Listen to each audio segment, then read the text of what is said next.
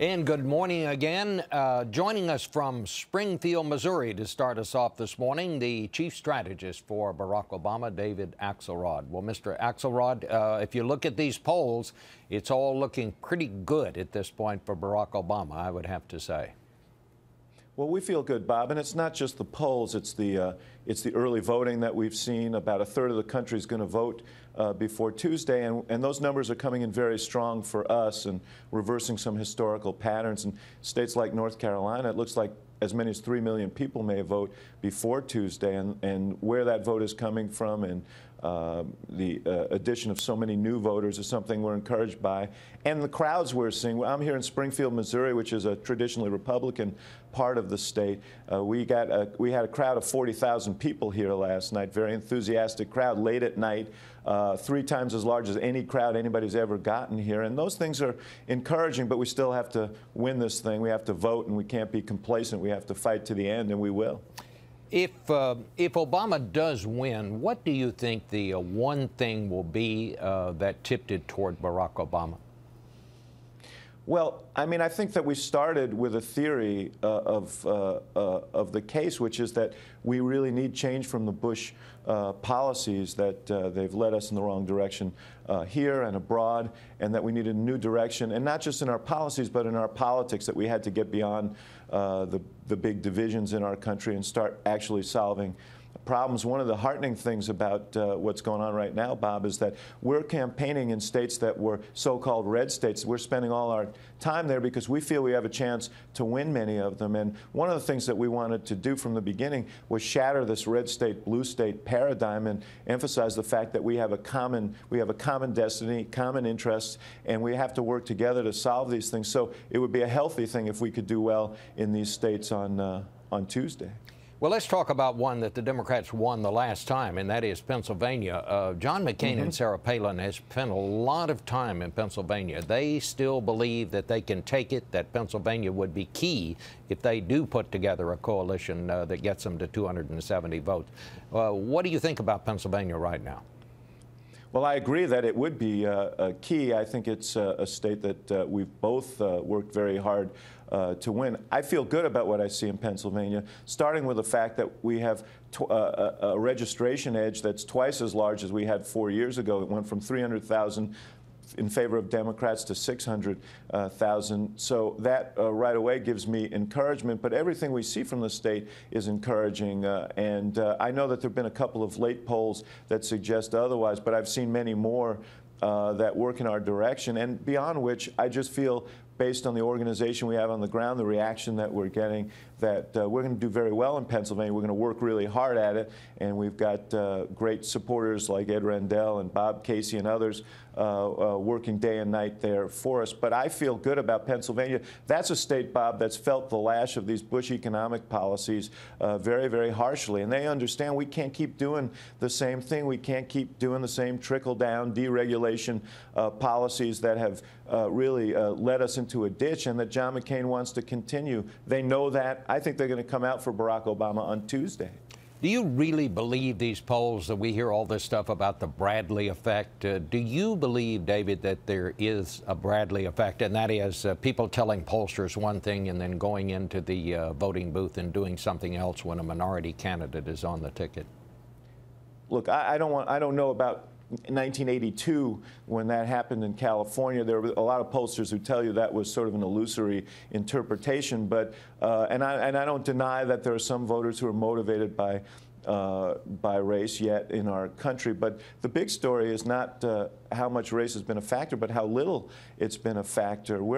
I mentioned we're in Springfield here. This is not a very racially diverse area, and yet, 40,000 people out last night. I think people are recognizing that we have bigger issues in this country to tackle, and they affect all of us, and they want to come together and solve these problems. In the primaries, Bob, we didn't see any of that effect. We never underpolled our number in any primary that I can think of. And so I see no reason to believe that's going to happen on Tuesday. And I think it'll be good to shatter that myth once and for all. All right. David Axelrod, thank you so much. Thanks for having me. And watching this here in the studio with us in New York, Senator Lindsey Graham, who has been, I would think, every step of the way with John McCain. Pretty much, on this, and I'm about to fall over. I don't know how he does it. Well, you heard what David Axelrod said. We see all these polls out there. It's going to be an uphill fight for John McCain. Well, what we've seen in the last 2 weeks is a very much tightening of the race in the states that matter. I really believe that Senator Obama is the virtual incumbent, and if he's not at 50%, today in North Carolina, he's not going to win. We see closing in Nevada, New Mexico, and Colorado, Missouri, Pennsylvania, and Ohio.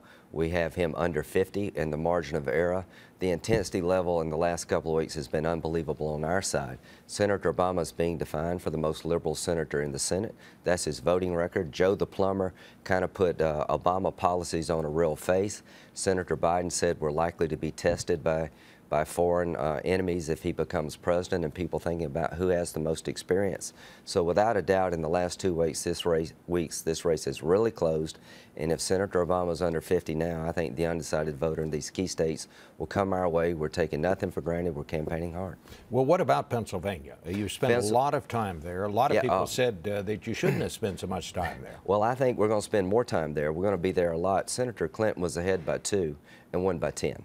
The voter demographics in Pennsylvania set up very much for the centrist candidate that Senator McCain is. Senator Obama is becoming more and more a out-of-the-mainstream, left-leaning economic candidate when it comes to redistribution of the wealth. And we see in our narratives that that's sticking, that people have a second look at Senator Obama in Pennsylvania, and they question his economic policies, his role of the court, and his experience to make us safe. And, you know, I really do believe Pennsylvania is going to be very indicative of Missouri and North Carolina. The voter in North Carolina and Missouri that's coming our way is also coming our way in Pennsylvania. David Axelrod's also talking about winning North Carolina, which no Democrat has carried since, what, 64, I guess. Right. You've got a Republican candidate there, Elizabeth Dole, who's in terrible trouble. How do you feel about North Carolina? I'm from South Carolina. The water's not that much difference. I said in Fayetteville that I would beat Michael Phelps in swimming before Barack Obama wins North Carolina, and I can't swim. I'm standing by that. I know North Carolina. John McCain will win North Carolina. John McCain's politics fits North Carolina like a glove. Senator Obama's a fine man, but he is indeed the most liberal senator in the United States Senate. On economic policy, this redistributing the wealth, you're moving numbers all over the board of who will get taxed, increased spending, and people like checks and balances. Pelosi and Reid unchecked is not a very good feeling for the people of North Carolina, Pennsylvania, or Ohio. You don't want the most liberal Democratic senators marrying up with the most liberal United States senator to become president. There will be no checks and balances. How does Florida look to you right now? Florida looks good. We have moved in the north. Our vote was lagging. The intensity by Republicans in our poll now exceeds that by Democrats. The one thing we lacked for a long time was intensity by Republicans, and I've never seen movement like this in my life. Every office we have throughout these states I've just talked about are being overflowed. People are excited about Senator McCain, and quite frankly, they're afraid of the liberal policies that would come from Pelosi, Reid, and Obama. Do you think Sarah Palin turned out to be a drag on the ticket like some of the polls suggest? She has really helped. Look at the numbers. David was talking about numbers. Wherever she goes, she fills up the place. A lot of base intensity. At the end of the day, it will be up to John McCain to persuade the independent voter. The undecided independent voter will decide this race. John McCain has a 24-year record of being a centrist, well prepared to be commander-in-chief, and Senator Obama has been in the left lane of politics all of his life, and that is breaking through. The contrast between McCain and Obama is now taking shape versus Bush. We're looking forward instead of looking backwards, and that's been very good for us. All right, Senator Graham, thanks for being with us this morning. We'll be keeping up with you along the way.